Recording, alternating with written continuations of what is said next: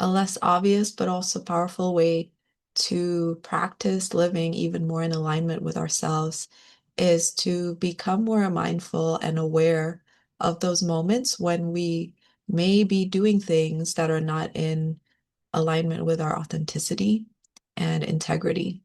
So, no matter how small, I feel it's important to be aware of those moments, especially when it involves others, and own up to them and speak up about them and make it clear to the other person about how you feel about what has happened. So, an example is, let's say you used to, or you noticed the habit of telling maybe your daughter, I'll take you to this place at 10 a.m. tomorrow. And then you notice what tends to happen is you either push it off or tell them something comes up.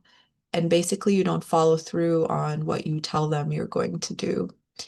It could be that it happens all the time, or it could be that it happens once in a while. What I feel is important is to own up to that and act from alignment and say, hey, I know I keep doing this, or I've done this, and I apologize for not showing up or for plans being changed.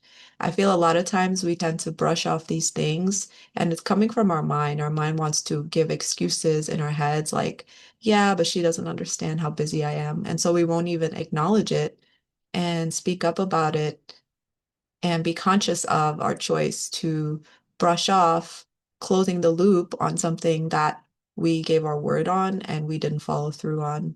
Another example might be if we're used to telling people that we're gonna give them a call back later and then we don't do it. These are all subtle ways. I mean, with that, maybe you don't have to tell the person something, but at least acknowledge to yourself that you're making promises, giving your word about doing things, or giving a promise to someone else, no matter how small, and you're not following through.